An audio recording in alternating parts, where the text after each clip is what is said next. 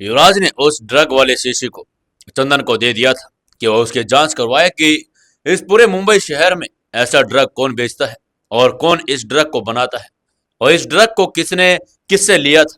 पूरी जानकारी के बिना वो किसी से बात नहीं करेगा। चंदन वहां से वो शीशी लेकर चला गया था। दोस्तों, बेमानी मोहब्बत में आपका स्वागत है। अगर आपने अभी तक चैनल को सब्सक्राइब नहीं किया है तो चैनल को सब्सक्राइब कर लें। एक प्यारा सा कमेंट करके हमें जरूर बताएं कि कहानी कैसी लग रही है और आप पूरी कहानी सुनने के बाद एक लाइक जरूर कर दिया करो। चलिए शुरू करते हैं आज की कहानी। 442वें एपिसोड में आपका स्वागत है। युवराज ने कुर्सी के पीछे सिर टिका लिया था और आंखें बंद कर ली। मन के भीतर एक गूंज सी उठ रही थी। कहीं माँ ही मुझसे कुछ कहना चाहती थी जिसे मैं सुन नहीं पाया। इस बेचैनी ने उसके सीने में एक बोझ सा बना दिया था। लेकिन तभी एक हल्की सी आवाज के साथ दरवाजा खुला। उस हल्की सी आवाज ने जैसे ही उसकी सोच की लहरों को थाम दिया था। उसने धीरे से आंखें खोली और सामने जो देखा वो किसी सपने से कम नहीं था। एक लड़की उसके कैबिन में दाखिल हुई और बिल्कुल गोरी और हुस्न की मूरत। ऐसा लग रहा था कि जैसे स्वर्ग से कोई अप्सरा आ गई हो और उसने शाही पोशाक पहनी हुई थी। उसकी खूबसूरती की एक दिव्यता दे रही थी और उसके पीछे दो बॉडीगार्ड भी थे, काले कपड़ों में पूरी तरह से सावधान। लेकिन उनकी उपस्थिति भी किसी लड़की के सौंदर्य को छिपा नहीं सकी। युवराज की आंखों में चमक आ गई। उसका चेहरा पहली बार कई दिनों के बाद थोड़ी राहत से खिल उठा था। उसने मुस्कुराते हुए कहा, अरे प्रत्युषा, तुम आ गई। राजकुमारी प्रत्युषा ने भी बहुत ही अच्छी मुस्कान के साथ कहा, हाँ, मैं अभी अभी मुंबई आई थी। सबसे पहले आपसे ही मिलने चली आई। उसकी आवाज में मिठास थी और उसने उसके ठीक सामने वाली कुर्सी खींची और वहीं पर बैठ गई। युवराज ने गौर किया कि प्रत्युषा का चेहरा अब पहले से कहीं ज्यादा खिला हुआ था। शिमला में जब वो उसे देखने गया था तब ब्रेन ट्यूमर की वजह से उसका चेहरा मुरझाया हुआ था। आंखों के नीचे काले घेरे बन गए थे। लेकिन आज वो जब बिल्कुल अलग दिख रही थी। आज उसकी आंखों में चमक थी और मुस्कान में कॉन्फिडेंस भी था। युवराज ने उसकी ओर देखकर कहा, वाह प्रत्युषा, तुम तो पहले से ज्यादा खूबसूरत हो गई हो। प्रत्युषा ने उनकी बात पर एकदम से मुस्कुरा गई और उसने शर्म से सर झुकाते हुए कहा, यह आप लोगों की वजह से ही हो पाया है। आपने और राधिका दीदी ने मिलकर अगर मेरा इलाज न किया होता तो आज मैं शायद इस दुनिया में भी नहीं होती। युवराज का यह सुनकर चेहरा गंभीर हो गया। उसने फिर प्रत्युषा से कहा, हमने सिर्फ अपना फर्ज निभाया प्रत्युषा। तुम्हें जीना था। तुम्हारे जैसे लोगों की दुनिया में बहुत जरूरत है और ये बहुत ही अच्छा हुआ कि तुम यहाँ आ गई। उसके बाद युवराज ने प्रत्युषा के लिए खाना मंगवा लिया। प्रत्युषा ने खाने को देखकर कहा, क्या मैं अब आपके ऑफिस स्टाफ की गेस्ट लिस्ट में शामिल हो गई? आपने इतनी जल्दी खाना मंगवा लिया। युवराज मुस्कुराया और बोला, नहीं प्रत्युषा, तुम गेस्ट नहीं हो, तुम तो परिवार का हिस्सा हो और वैसे भी रॉयल्टी का स्वागत रॉयल्टी अंदाज में ही होना चाहिए। खाने के दौरान दोनों बातें करते रहे। युवराज ने प्रत्युषा से पूछा, आपके पिताजी कह रहे थे कि आप आगे की पढ़ाई यहाँ मुंबई में करेंगी, तो आप रहेंगी कहाँ? प्रत्युषा ने कहा, हाँ, मैं यहाँ की यूनिवर्सिटी में एडमिशन लेने आई हूँ और हॉस्टल में रुकने का इंतजाम किया गया है। युवराज की आंखों में हल्की सी नाराजगी झलकने लगी। उसने थोड़ा ऊंचा स्वर में कहा, हॉस्टल? प्रत्युषा, तुम राजकुमारी हो, हॉस्टल में नहीं रह सकती और जब तक मैं मुंबई में हूँ तब तक तुम मेरे घर में रहोगी। बात खत्म। प्रत्युषा ने थोड़ा झिझकते हुए कहा, लेकिन युवराज, मैं नहीं चाहती कि मेरी वजह से किसी को कोई परेशानी हो। मैं अभी ठीक से। युवराज ने उसको बात को बीच में टोकते हुए कहा, प्रत्युषा, मेरे होते हुए यहाँ तुम हॉस्टल में कभी नहीं रह सकती। वो सिर्फ मेरा घर नहीं है, तुम्हारा भी है। यहाँ पर तुम्हारा स्वागत हमेशा रहेगा। उसके बाद प्रत्युषा ने भी ज्यादा कोई सवाल नहीं किया और उसने धीमे स्वर में कहा, थैंक यू युवराज। उसके बाद दोनों ने खाना खाया और युवराज ने कहा, चलो अब हम घर पर चलते हैं। तुम अभी थकी हुई हो, थोड़ा आराम कर लेना। प्रत्युषा ने आंखें झुकाकर हाँ कह दिया। दोनों कैबिन से निकले और नीचे लिफ्ट की तरफ जाने लगे। तभी युवराज की नजर चंदन पर पड़ी। चंदन जैसे कोई सवाल पूछने के लिए ही वहां पर खड़ा हुआ था। इतने में चंदन को युवराज ने कहा, चंदन, मैं घर जा रहा हूँ। शाम वाली मीटिंग तक मैं होटल मैरिटोन में पहुंच जाऊंगा, तुम चिंता मत करो। उसके बाद दोनों गाड़ी में बैठे और सीधे सिंघानिया हाउस की ओर रवाना हो गए। युवराज की काली गाड़ी में प्रत्युषा बाहर खिड़की से देख रही थी और उसे नहीं पता था कि उसे वहां जाना चाहिए या नहीं। लेकिन युवराज के कहने पर उसने कुछ भी नहीं कहा। लेकिन कहीं दूर एक और किसी के दिल में आज अजीब सी खलबली मची हुई थी। जैसे ही सिंघानिया ग्रुप के हेड ऑफिस से युवराज की गाड़ी बाहर निकली थी, वैसे ही एक सफेद रंग की गाड़ी अंदर आई थी। उस गाड़ी के भीतर काव्या सिंघानिया थी। उसका चेहरा उतरा हुआ था और उसके माथे पर शिकन आई हुई थी, लेकिन बाहर जो अब भी वो जैसे मजबूत दिखाने की कोशिश कर रही थी। उसने गाड़ी पार्क की और बिना एक पल गवाए लिफ्ट की ओर चली गई। उसकी नजरें किसी को नहीं देख रही थी। वो अपने ही सोच में डूबी हुई थी। वो यही सोचते हुए जा रही थी, मुझे आज युवराज से बात करनी ही होगी, नहीं तो बहुत देर हो जाएगी। उसके बाद वो 15वीं मंजिल पर पहुंचते ही तेज कदमों से युवराज के कैबिन की ओर चली गई।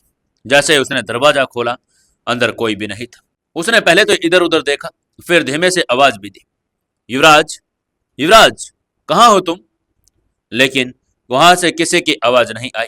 उसके बाद वो सीधा चंदन के कैबिन में गई और चंदन अपने वहां पर लेटा हुआ था। जैसे ही उसे पता चला कि चेयर वुमन आई, वो एकदम से उठ खड़ा हुआ और काव्या को देखते ही उसने कहा, चेयर वुमन, आप यहाँ आ गई। मुझे आदेश देती, मैं खुद आपके कैबिन में आ जाता। कुछ जरूरी काम है क्या, बताइए। काव्या ने उसकी आंखों में देखा और फिर सीधा सवाल कहा, मैं यहाँ युवराज से मिलने आई थी, कहाँ है वो? चंदन थोड़ा हिचकिचाया, लेकिन उसने कहा, मैम सर तो अभी कुछ मिनट पहले ही राजकुमारी प्रत्युषा के साथ सिंघानिया हाउस के लिए निकले हैं। प्रत्युषा का नाम सुनते ही काव्या थोड़ी सी चौंक गई। उसने कहा, प्रत्युषा? उसके बाद वो वहां से चल दी और उसने चंदन से आगे कुछ नहीं कहा। वो लिफ्ट की ओर आ गई थी। लिफ्ट के अंदर जैसे ही वो आई, उसका दम घुट रहा था और वो एक ही सवाल उसके मन में गूंज रहा था, क्या क्या मैं इतनी भी अहम नहीं कि युवराज ने मुझसे कुछ भी सुना भी नहीं और मुझसे बात किए बिना ही घर चला गया? उसका दिल भर आया था। वो यहाँ पर सिर्फ अपनी बात कहने के लिए आई थी और आज वो जानती थी कि युवराज से बात करेगी और उसे कहेगी कि वो ऐसा ना करे और कहीं ना कहीं उनकी बातचीत हो जाए और कुणाल को वापस ले आए। लेकिन युवराज तो उसके आने से पहले ही चला गया था। उसके बाद काव्या भी वहीं सिंघानिया हाउस की ओर निकल गई। अब क्या करेगी काव्या सिंघानिया हाउस जाकर? क्या वो युवराज पर चिल्लाएगी या फिर उनकी बात आराम से हो जाएगी? जानने के लिए जुड़े रहिए कहानी के साथ। प्यारे दोस्तों, आपके लिए आज एक सवाल है। आप लोग मुझे ये जरूर आज कमेंट करके बताएं कि आप लोग हमारी कहानी को कौन से जिले और कौन से शहर और कौन से गांव से सुनते हैं। उसके बाद मैं आप लोगों के लिए कई ऑफर भी लेकर आ रहा हूं और बहुत प्यारे प्यारे आपको गिफ्ट भी देना चाहता हूं। तो आप लोग इस कहानी को ज्यादा से ज्यादा शेयर करते रहें और आज कमेंट में जरूर बताएं कि आप लोग कहां कहां से इस कहानी को देखते हैं। अपने गांव का, अपने शहर का नाम हमें कमेंट करके जरूर बताएं। दोस्तों, 443वें एपिसोड में आपका स्वागत है। चलिए शुरू करते हैं कहानी। इधर जैसे ही काव्या सिंघानिया हाउस की ओर निकल पड़ी थी, वहां युवराज और प्रत्युषा सिंघानिया हाउस में पहुंच चुके थे। सिंघानिया हाउस में पहुंचते ही युवराज ने प्रत्युषा का वेलकम किया और कहा, welcome to Singhania house princess. Singhania house को देखने के बाद प्रत्युषा की भी आंखों में चमक आ गई थी। उसने ये एक्सपेक्ट नहीं किया था कि युवराज सिंघानिया का सिंघानिया पैलेस इतना बड़ा होगा और इतना शानदार होगा। वो हर नकाशी और दीवारों की तरफ देखकर अपने आप में ही मोहित होती जा रही थी। लेकिन जैसे ही सामने से टीना ने युवराज को प्रत्युषा के साथ देखा, टीना का दिल अंदर से जलने लगा था। टीना को यह एहसास हो गया था कि युवराज अभी भी उससे कोई भी प्यार नहीं करता। ये युवराज तो शायद और किसी लड़की को उसको जलाने के लिए ही लेकर आया था।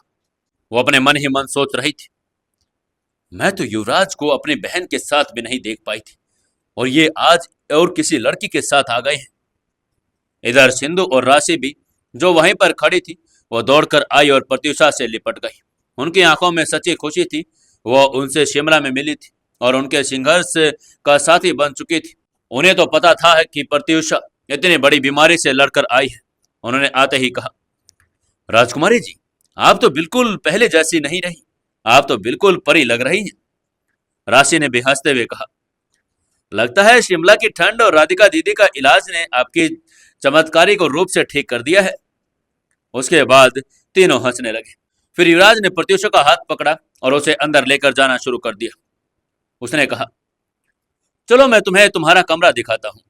मैंने पहले ही सब्र से कहकर ऊपर वाली मंजिल पर खास तौर पर तुम्हारे लिए रॉयल रूम तैयार करवा दिया है। उसका हाथ प्रत्युषा के कंधे पर था, लेकिन टीना बर्दाश्त नहीं कर पा रही थी। लेकिन वो कर भी क्या सकती थी, उसके पास कोई दूसरा ऑप्शन भी नहीं था। उसने कुछ भी नहीं कहा और वहीं पर खड़ी ये सब देखती रही। जैसे ही वो लोग आगे बढ़ रहे थे, युवराज धीरे धीरे ऊपर चढ़ने की कोशिश करने लगा। इतने में ही प्रत्युषा ने टीना की ओर देखकर युवराज से कहा, युवराज, ये कौन है? आपने तो इनसे नहीं मिलवाया मुझे। उसके चेहरे पर कोई जला नहीं था, लेकिन इस सवाल से टीना के भीतर एक और लहर दौड़ गई।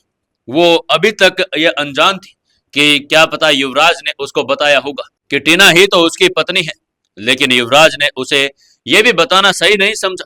टीना का दिल फिर से जोर जोर से धड़कने लगा था और टीना को लग रहा था कि पता नहीं युवराज अब क्या कहेगा। लेकिन इतने में युवराज ने एक ऐसी बात कही कि टीना को थोड़ी सी तसल्ली मिल गई। युवराज ने कहा, राजकुमारी, ये मेरी बेटर हाफ है टीना। लेकिन ये सुनकर प्रत्युषा का चेहरा थोड़ा सा अलग हो गया था। उसने एकदम से कहा, ओह, तो ये है वो टीना, तुम्हारी पत्नी। उसे वो सिंधु वाली बात याद आ गई थी। सिंधु ने जब उसे शिमला में बताया था कि कैसे टीना ने जबरदस्ती युवराज पर आरोप लगाया और उसके बाद वो उसकी पत्नी बन गई। इसीलिए वो एकदम से विस्मय से भर गई थी कि टीना ने ऐसा कैसे किया होगा और क्यों एक अच्छे खासे इंसान की जिंदगी बर्बाद कर रही थी। और इतना कहने के बाद भी प्रत्युषा ने उसे कोई भाव नहीं दिया। उसे इस तरह ऊपर जाता हुआ देखकर टीना और भी ज्यादा सुलग गई। उसने तो सोचा था कि प्रत्युषा उसके सामने झुकेगी, उसका आदर करेगी और उससे बड़े प्यार से बात करेगी, लेकिन प्रत्युषा ने उसके साथ ऐसा कुछ भी नहीं किया। उसके बाद जैसे युवराज और प्रत्युषा ऊपर जाने लगे, तभी पीछे से एक ऊंची आवाज आई, युवराज, युवराज। सभी की नजरें पीछे दरवाजे की ओर गई। काव्या वहां पर आ गई थी। उसकी आंखें लाल हो रही थी और वो बिना किसी औपचारिकता के अंदर आई और युवराज की ओर बढ़ने लगी। उसने आते ही कहा, कहाँ थे तुम? तुम्हें पता भी है कि मैं कब से तुम्हें ढूंढ रही हूँ। और ये, जैसे ही उसकी नजर प्रत्युषा की ओर गई, उसने एकदम से उसे पूछने की कोशिश की कि लड़की कौन है। युवराज के माथे पर भी शिकन आ गई थी। युवराज को नहीं पता था कि उसकी काव्या दीदी इतने गुस्से में क्यों है। उसने बड़े ही शांत स्वर में पूछा, क्या हुआ दीदी, सब ठीक तो है ना? ठीक? कुछ भी ठीक नहीं है, उसने तमतमाते हुए कहा। फिर वो आगे बढ़ी और उसने युवराज का तेजी से हाथ पकड़ा और कहा, तुम जल्दी मेरे साथ कमरे में चलो, मुझे तुमसे बहुत जरूरी बात करनी है। युवराज कुछ समझ ही नहीं पा रहा था कि एकदम से उसकी दीदी को क्या हो गया है और कौन सी मुसीबत अब नई आकर खड़ी हो गई है। अभी तक तो सब कुछ ठीक ही चल रहा था। युवराज ने हल्के स्वर में कहा, हाँ दीदी, मैं चल रहा हूं, पहले थोड़ा आप शांत हो जाइए। उसके बाद जैसे ही काव्या युवराज को खींचकर अपने कमरे में ले गई। कमरे में पहुंचते ही युवराज ने काव्या से पूछा, दीदी, क्या हुआ है? आप इतनी परेशान क्यों हैं? और आपको कम से कम इतना तो ख्याल करना चाहिए था कि कोई मेहमान अपने घर में आया है, उसकी तो इज्जत करती। अब वो क्या सोच रही होगी बेचारी। इतने में काव्या फूट गई और उसने जो जो मन में आ रहा था वो लगातार बोलती जा रही थी। उसने कहा, मेहमान? युवराज, तुम्हारे लिए मेहमान अब कब से ऊपर होने लगे, लेकिन तुमने कभी अपनी दीदी को देखा है? कभी तुमने पूछने की कोशिश की कि अपनी दीदी के ऊपर क्या बीत रही है? मैं अंदर से टूटती जा रही हूं, तुमने मुझे कभी आकर संभाला भी नहीं। युवराज का चेहरा एकदम से सख्त हो गया। उसने महसूस किया कि कुछ गंभीर बात हो गई है। फिर उसने पूछा, दीदी, आप ठीक से बताइए क्या हुआ है, मैं आपके लिए कुछ भी करने को तैयार हूं। काव्या ने उसके बाद बड़ी ही गहरी सांस ली और कहा, युवराज, कुणाल मुझे धमकी दे रहा है। युवराज का माथा सिकुड़ गया। उसने पूछा, क्या क्या दीदी, जीजू आपको धमकी दे रहे हैं? क्या क्या धमकी दे रहे हैं वो आपको? काव्या ने आंखें चुराते हुए कहा, उसने कहा है कि या तो मैं अपने सारे शेयर बेच दूं और उसके साथ कनाडा चली जाऊं, या फिर वो मुझे तलाक दे देगा। युवराज से एकदम ये सुना नहीं गया। उसने दोबारा से पूछा, क्या क्या जीजू ऐसा कैसे कह सकते हैं दीदी? काव्या ने फिर कांपती हुई आवाज में कहा, हाँ, हाँ, उन्होंने कहा है और वो कह रहे हैं कि उसने ये फैसला ले लिया है क्योंकि तुमने उस पर कंपनी के फंड्स में हेराफेरी करने का आरोप लगाया। उसका कहना है कि अब वो तुमसे कोई लेना देना नहीं रखना चाहता और अगर मैं भी तुम्हारे साथ रहूंगी तो वो मुझे भी छोड़कर चला जाएगा और तलाक दे देगा, या तो फिर उसने समझौता करने के लिए मुझे कंपनी के शेयर बेचने के लिए कहा है। यह सुनते ही युवराज की सांसें तेज हो गई। उसने अपनी सफाई देते हुए काव्या से कहा, पर दीदी, मैंने तो कोई झूठा इल्जाम नहीं लगाया उन पर। वो तो हालात ही ऐसे थे और उन्होंने कंपनी के इंटरनेट प्रोजेक्ट में कोई हेरफेर किया था और तभी तो एक बड़ा अमाउंट किसी संस्था को दिया था। इसीलिए तो उनके ऊपर बात हो रही थी और साइन भी तो उन्हीं के थे ना दीदी। काव्या ने धीरे से कहा। पता है मुझे युवराज, लेकिन पता नहीं क्यों कुणाल इस बात को इतनी बड़ी बना रहा है और वो रिश्ते तोड़ने पर आ गया है। युवराज धीरे धीरे चीजों को समझने की कोशिश कर रहा था। वो देख रहा था कि काव्या के नाम पर 51% शेयर हिस्सेदारी है और बाकी के 49% में से 10% हिस्सेदारी और एम्प्लॉयज के नाम पर है। उसके पास बस थोड़ी सी हिस्सेदारी है और किस तरीके से वो उसको बर्बाद करना चाहता है। वो अगर काव्या को शेयर बेचने के लिए कह देगा तो पूरी की पूरी कंपनी किसी और की हो जाएगी और उनका सिंघानिया हाउस और सिंघानिया पूरा परिवार खत्म हो जाएगा। ये सोचकर ही युवराज का दिल कांप गया था, लेकिन उसने समझदारी से काम लेने की सोची।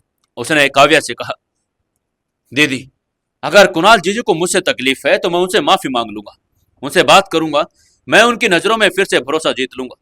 आप चिंता मत करें। लेकिन काव्या को उम्मीद थी कि कुणाल ऐसे नहीं मानेगा। काव्या ने युवराज से फिर कहा, नहीं युवराज, हाँ वो सुनेगा नहीं और उसका गुस्सा अलग ही लेवल का है। उसने कह दिया है तो शायद अब वो दोबारा किसी की बात सुनेगा नहीं। आपको क्या लगता है दोस्तों, क्या युवराज की बात कुणाल सुनेगा या फिर युवराज को कोई और हथकंडा अपनाना पड़ेगा? क्या होगा आगे कहानी में जानने के लिए जुड़े रहिए कहानी के साथ। दोस्तों कहानी को ज्यादा से ज्यादा लाइक कर दें, शेयर कर दें और कमेंट जरूर कर दें। दोस्तों 444वें एपिसोड में आपका स्वागत है।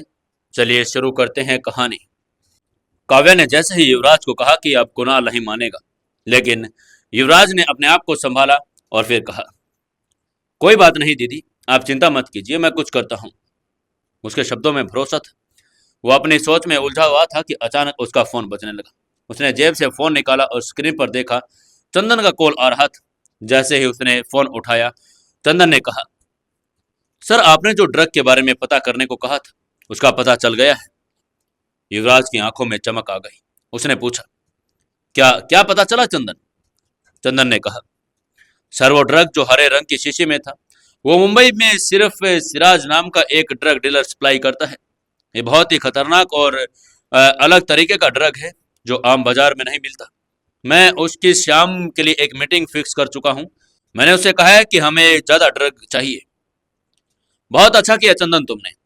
युवराज ने जैसे ही चंदन की बात खत्म हुई, युवराज ने कहा, उसके बाद चंदन ने कहा, सर लेकिन एक दिक्कत है, हम सीधा वहां नहीं जा सकते, नहीं तो वो हमें पहचान लेगा। हमें अपना भेष बदलना होगा और उससे पहले हमें मैरिटन होटल में जाना होगा जहां मिस्टर सिंगला हमारा इंतजार कर रहे हैं। युवराज ने बिना समय गवाए कहा, ठीक है मैं अभी निकलता हूं, जब तक तुम वसीम भाई को इन्फॉर्म कर दो, वो भी हमारे साथ चलेगा। फोन कटने के बाद युवराज ने एक गहरी सांस ली, फिर काव्या की ओर देखा और वो उठकर उसके पास गया और कंधे पर हाथ रखकर उसने कहा, दीदी आप बिल्कुल चिंता मत कीजिए, मैं जीजू से बात कर लूंगा। मैं वो आपको इस तरह धमकी कैसे दे सकते हैं? उन्हें मनाने के लिए जो भी जरूरत पड़ेगी मैं उनके सामने करूंगा, आप चिंता मत करो। काव्या की आंखों में थोड़ा सा सुकून आ गया। उसे लग रहा था कि अब शायद युवराज थोड़ा सा कुछ तो ठीक करेगा। युवराज ने उसके बाद मुस्कुराते हुए कहा, कोई बात नहीं दीदी, आप परेशान मत हो, अभी मैं जा रहा हूं, आप आराम कीजिए। फिर उसने अपनी बहन को गले लगा लिया। उससे काव्या को भी थोड़ी सी राहत मिल गई। उसके बाद युवराज तेज कदमों के साथ बाहर आया और वो मीटिंग के लिए जाने वाला था। कुछ ही देर में वो तैयार हुआ और अपनी गाड़ी में बैठकर मैरिटन होटल की तरफ चल गया। जैसे ही वो होटल में कार को पार्क करके बाहर आया, सामने खड़े स्टाफ ने झुककर उसे सलाम किया और एक प्राइवेट मीटिंग के रूम की ओर लेकर उन्हें लेकर जाया गया।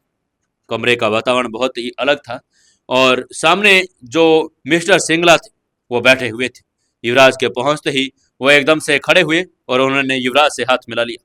उन्होंने जाते ही कहा, बैठिए मिस्टर सिंघानिया, हमें आपसे कुछ गंभीर बातें करनी है। युवराज ने बैठते हुए कहा, मुझे अंदाजा था कि मिस्टर सिंगला कि मैं आपसे कि आज की मुलाकात आसान नहीं होने वाली। उसके बाद सिंगला ने कहा, देखिए आपकी कंपनी अब तक हमें बहुत अच्छा कच्चा माल सप्लाई करती रही है, हम संतुष्ट भी रहे हैं, लेकिन हालात अब बदल गए हैं। युवराज ने सीधे से पूछा, कैसे हालात मिस्टर सिंगला? देखिए मैं मुद्दे पर आता हूं। मुझे रावत परिवार से साफ साफ चेतावनी मिली है कि अगर मैंने सिंघानिया ग्रुप से सप्लाई लेनी जारी रखी तो उसका नतीजा भुगतना पड़ेगा। यह सुनते ही युवराज की आंखें चौड़ी हो गई। उसने फिर धीरे से कहा, क्या कहा आपने? रावत परिवार? हाँ मिस्टर, वो अब इस व्यापार में उतर चुके हैं और वो चाहते हैं कि सारा रॉ मटेरियल सप्लाई वही करेंगे। और अगर मैं आपकी कंपनी से कॉन्ट्रैक्ट जारी रखूंगा तो वो मेरे बच्चों को नुकसान पहुंचाने की धमकी दे रहे हैं। और मिस्टर सिंघानिया, आप जानते हैं कि इस देश में रावतों की धमकी का मतलब क्या होता है। युवराज की मुट्ठियां धीरे धीरे भिंचने लगी। उसका चेहरा सख्त हो गया था, लेकिन उसने खुद को संभाल लिया और कहा, अगर बात रेट की है मिस्टर सिंगला, तो मैं आपको और भी बेहतर डील दे सकता हूं। हम रॉ मटेरियल की कीमत 12% तक घटा सकते हैं। लेकिन बात यहां पर परसेंटेज और कीमत की नहीं थी। मिस्टर सिंगला ने फिर कहा, मिस्टर सिंघानिया, आप बात समझने की कोशिश कीजिए। बात पैसे की नहीं है, बात जान की हो गई है। लेकिन युवराज ने हार नहीं मानी।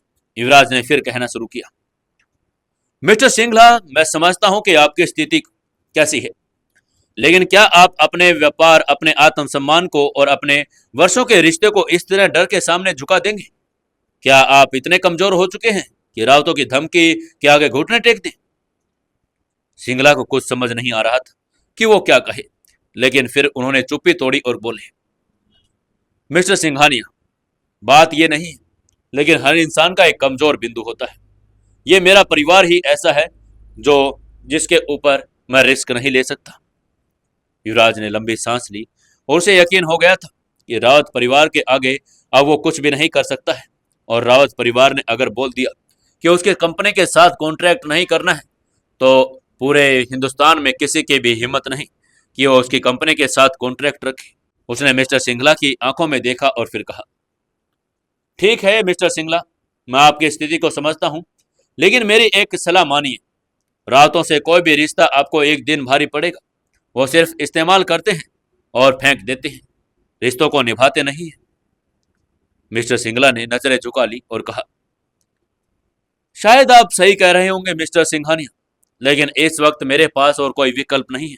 मुझे तो ये करना ही होगा। उसके बाद मीटिंग खत्म हुई और सिंगला कॉन्ट्रैक्ट पर साइन नहीं करके गया। युवराज का मन भारी हो रहा था। उसने भी सोच लिया था कि वह रावतों से सीधे टक्कर कैसे ले और कैसे उसकी बात को मान ले। उसके बाद वो उठा और होटल से निकलने लगा। होटल से निकलते वक्त उसका चेहरा कठोर हो चुका था। जैसे ही वो बाहर आया, उसने देखा कि चंदन सामने उसी का इंतजार कर रहा था। और जैसे ही चंदन के पास पहुंचा, उसने झट से पूछा, क्या हुआ सर? क्या मिस्टर सिंगला ने कॉन्ट्रैक्ट साइन कर दिया? युवराज की आंखों में साफ निराशा दिखाई दे रही थी। फिर भी उसने भारी स्वर में कहा, नहीं चंदन, सिंगला को रावत परिवार से धमकी मिली है। उन्होंने कहा है कि अगर उन्होंने हमसे व्यापार जारी रखा तो उनके परिवार को जान से हाथ धोना पड़ेगा। चंदन और वसीम के चेहरे पर भी तनाव आ गया था। वसीम ने गहरी आवाज में कहा, मालिक, अब ये लोग तो हद पार कर रहे हैं। लेकिन युवराज को अंदर ही अंदर सब कुछ समझ आ रहा था। वो समझ पा रहा था कि कैसे उसकी एक गलती ने रावत परिवार को उसके खिलाफ खड़ा कर दिया है। कैसे उसने रानी और उसके एक आदमी को पकड़वा दिया था और उसी के बदले अब रावत परिवार उससे बदला लेने की कोशिश कर रहा है। रावत परिवार कोई ऐसा तो परिवार नहीं था कि वो कभी कुछ ना कहे, लेकिन जैसे ही अगर उसको कोई छेड़े तो वो चुप रहने वालों में से नहीं था। लेकिन युवराज समझ पा रहा था कि अभी कुछ करना ठीक नहीं होगा। उसने वसीम और चंदन की ओर देखा और कहा, चलो छोड़ो, अभी इस बात को रहने दो, आगे देखेंगे क्या होगा। पहले सिराज से मिलते हैं और उस ड्रग के बारे में जानते हैं कि क्या उस ड्रग को किसने लिया था। उसके बाद गाड़ी स्टार्ट की और वो लोग सिराज से मिलने के लिए निकल पड़े। करीब आधा घंटे चलने के बाद उनकी गाड़ी एक बहुत ही घनी बस्ती के बीचों बीच एक तंग गली में आकर पहुंच गई। वहां एक घोटेनुमा दुकान थी जिसके सामने एक बोर्ड लटका हुआ था, Noria art and theatre makeup house. Chandan ने गाड़ी को वहीं पर साइड में लगा दिया और नीचे उतरकर वसीम और युवराज को इशारा किया। जैसे ही युवराज और वसीम नीचे आए, चंदन ने कहा, सर इस तरफ से चलिए। क्या लगता है दोस्तों आपको, क्या सिराज उनसे मिलकर सच बता पाएगा? क्या होगा टीना का खुलासा? जानने के लिए जुड़े रहिए कहानी के साथ। दोस्तों आज के सवाल पर भी गौर कीजिएगा। आज का सवाल है आपके लिए कि आप कौन कौन से शहर से हैं और कौन सा आपका गांव है, अपना जिला कौन सा है, आप वो कमेंट करके जरूर बताइए। और धीरे धीरे करके हम आपको बहुत सारे गिफ्ट भी भेजेंगे। तो इसलिए मैं जानना चाहता हूँ कि हमारी बेईमानी मोहब्बत कहानी को हमारे जो प्यारे जो व्यूवर हैं वो कहाँ कहाँ से देखते हैं और कहाँ कहाँ से सुनते हैं। तो अपने शहर का और अपने गांव का नाम हर किसी को आज बताना है। ऐसा कोई कंजूसी नहीं करनी है, क्योंकि आप लोग बहुत ज़्यादा कंजूसी करते हैं, कहानी भी सुनते हैं, लाइक भी नहीं करते और कमेंट भी नहीं करते। तो आज आपको अपने गांव का नाम ऊंचा करना है और सबको अपने गांव का नाम जरूर से जरूर बताना है। दोस्तों, 445वें एपिसोड में आपका स्वागत है। चलिए शुरू करते हैं कहानी। जैसे ही वो लोग वहां पर पहुंचे, चंदन ने एक दुकान की ओर इशारा किया और तीनों उसकी ओर बढ़ चले। जैसे ही वो दुकान के अंदर गई, अंदर एक अधेड़ उम्र का आदमी बैठा हुआ था। उसके चेहरे से पता लग रहा था कि वो पेशेवर आदमी है। चंदन ने जाकर सीधा उससे पूछा, तैयारी हो गई है क्या? उसने मुस्कुराते हुए जवाब दिया, सब सेट है साहब। उसके बाद वो कुर्सी पर बैठ गए और मेकअप आर्टिस्ट ने अपना काम शुरू कर दिया। लगभग 40 मिनट के बाद उनको एक अलग ही तरीके का आदमी बना दिया था। युवराज का चेहरा बदल गया था और वो धीरे धीरे उसकी नीली आंखें कर दी थी और उसके नकली एक कट मार्क भी लगा दिया गया था। उसके बाद उसने एक फटी सी जैकेट पहनी और जेब में अपनी सिगरेट और डाल ली और वो ऐसा लग रहा था कि एक बिल्कुल ही छपरी इंसान होगा। और वही चंदन एक 55 साल का मराठी आदमी बन गया था। उसके चेहरे पर हल्की दाढ़ी भी उगा दी गई थी। उसने एक नेहरू टोपी पहन ली और सफेद दाढ़ी के साथ वो बिल्कुल ऐसा लग रहा था कि जैसे असली का इंसान 55 साल का ही था। वसीम को भी एक अलग ही तरीके का इंसान बना दिया था। तीनों को ऐसा बना दिया था, तीनों में से कोई भी युवराज, चंदन और वसीम पहले जैसा नहीं लग रहा था। तीनों बहुत ज्यादा बदल चुके थे। उसके बाद चंदन ने कहा, सर, अब हमें कोई नहीं पहचान पाएगा। उसके बाद वो गाड़ी में बैठे और युवराज ने गहरे स्वर में गाड़ी में बैठते ही कहा, चलो अब सिराज से मिलते हैं, देखते हैं वो हमें पहचानेगा या फिर आज राज खोलकर ही रहेगा। तीनों गाड़ी में बैठ गए और महिम की ओर चले गए। महिम जहां पर सिराज रहता था वहीं पर वो अपना नेटवर्क चलाता था और महंगे से महंगे ड्रग को मुंबई की आलीशान पार्टियों और आलीशान जो रईस जादे थे उनको सप्लाई करता था। कुछ ही देर के बाद वो लोग सिराज के बंगले के पास पहुंच गए थे और मुंबई के अंडरवर्ल्ड की तरह ऐसा बंगला लग रहा था जैसे बहुत पुराना था और यहाँ पर बहुत ही कम लोग आते जाते होंगे। जैसे ही तीनों वहां पर उतरे, उसके बाद वो सीधे उसकी ओर चल पड़े। जैसे वो लोग गेट पर आए, गेट कीपर ने उन्हें रोक लिया और कहा, ए, कहाँ जा रहे हो तुम लोग? लेकिन वो इससे आगे बढ़ता। चंदन ने झट से अपना मोबाइल निकाला और मोबाइल पर उन्हें जो सिराज के साथ अपॉइंटमेंट फिक्स की थी वो मैसेज दिखा दिया और उसने बताया, हमें खुद सिराज ने 6 बजे बुलाया है। गार्ड ने फोन को देखा और दूसरी तरफ से जो खड़े गार्ड्स को उनका इशारा किया। उसके बाद उन्होंने इंटरकॉम पर अंदर कॉल किया और पूछा, क्या आज कोई मीटिंग है? अंदर से आवाज आई, हाँ आज एक मीटिंग है, उन्हें अंदर आने दो। उसके बाद वो तीनों को स्क्रीनिंग रूम में ले गई। वहां पर तीनों की बड़ी अच्छे से स्क्रीनिंग की गई। सबको ऊपर से नीचे तक जांचा गया। अंदर अंदर वो लगातार खोजने की कोशिश कर रहे थे कि कहीं उनके पास कोई हथियार या कोई ऐसा डिवाइस तो नहीं जिससे उनकी बातों को पता चल जाए। इधर तीनों लोग परेशान हो गए थे कि कहीं उनके मेकअप का कहीं कोई राज तो ना खुल जाए, कहीं उनको आने से पहले ही उनकी सच्चाई ना पता चल जाए। लेकिन उसके बाद भी उन्होंने तीनों ने मजबूती से अपनी स्क्रीनिंग करवाई और अंदर की ओर चले गए। जैसे ही वो लोग अंदर गए, सामने एक बड़ी सी कुर्सी पर एक आदमी बैठा हुआ सिगार पी रहा था। उसके आसपास बहुत सारे लोग जो अपने अपने बंदूकों की सफाई कर रहे थे तो कोई शराब पी रहा था। वहां का माहौल अंदर का बहुत ही अलग बना हुआ था। वो धीरे धीरे आगे बढ़ रहे थे, अपने आसपास सब कुछ खोजने की भी कोशिश कर रहे थे कि यहाँ कितने लोग हैं, अगर लड़ाई हो गई तो वो उनसे निपट पाएंगे या नहीं।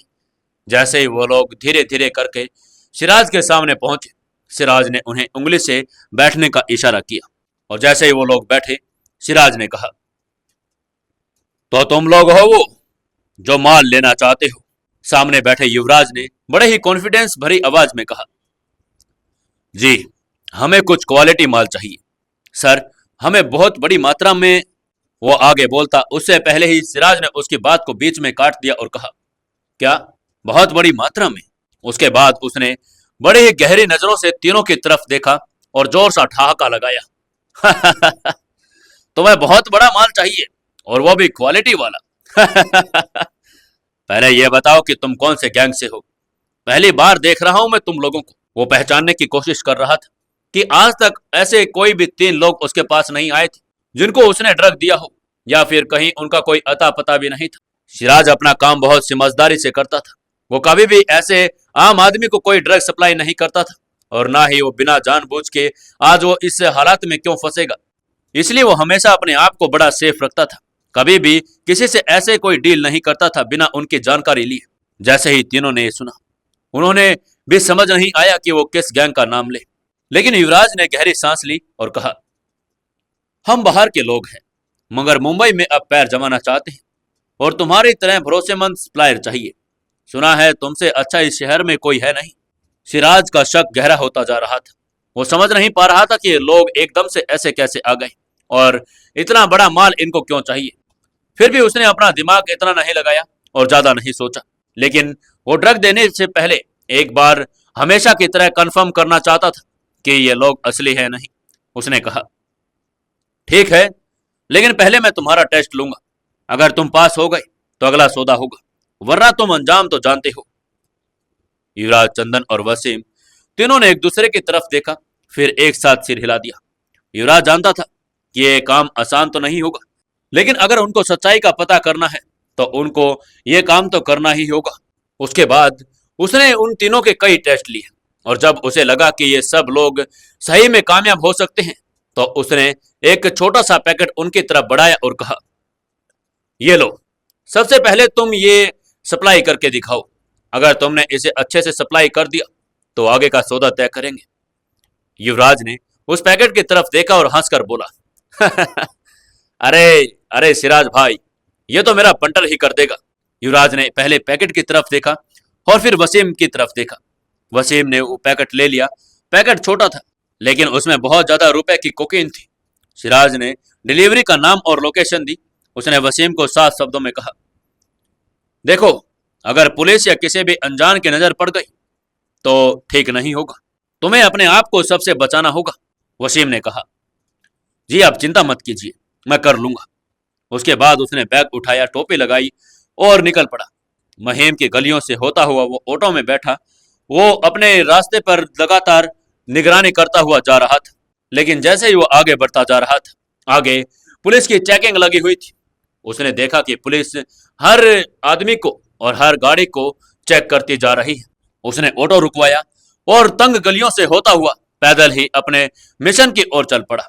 वो जानता था कि अगर पुलिस के हाथों वो लग गया तो उसे मुंबई पुलिस से कोई भी नहीं छुड़वा पाएगा, और सिराज इसकी गारंटी भी नहीं लेगा, क्योंकि सिराज अपना काला धंधा पुलिस की नजरों से छुपा कर ही करता था।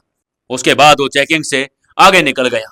उसने वहां जाकर एक और गाड़ी ली और वो धीरे धीरे शिवाजी बीच पर पहुंचने ही वाला था। कुछ देर में वो शिवाजी बीच पहुंच गया और सामने उसमें एक हट्टा कट्टा आदमी दिखाई दिया। उसने वहां पर उस वसीम को इशारा किया। वसीम ने उसे बैग सौंप दिया और एक अंगूठा दिखाया और गाड़ी में बैठकर चला गया। वसीम ने लंबी सांस ली, क्योंकि उसका काम हो गया था। और जैसे ही वो आदमी वहां से गया, वसीम ने युवराज को कॉल किया और कहा, भाई, माल सही सलामत पहुंच गया है। युवराज ने दूसरी ओर से गहरी सांस ली और कहा, शाबाश वसीम। और जैसे ही सिराज को पता चला कि उसकी डिलीवरी हो गई है, उसने अपने मन ही मन में कहा, लोग तो ये काम के हैं। उसके बाद उसने एक आदमी को गुप्त मैसेज भेजा। क्या था इस गुप्त मैसेज में और क्या होगा आगे? क्या युवराज और वसीम और चंदन सब मिलकर सिराज को उसकी सजा दे पाएंगे? सिराज से सच उगलवा पाएंगे? जानने के लिए जुड़े रहिए अपने इस कहानी बेमानी मोहब्बत के साथ। दोस्तों, कहानी को ज्यादा से ज्यादा लाइक करें, शेयर करें और कमेंट जरूर करें।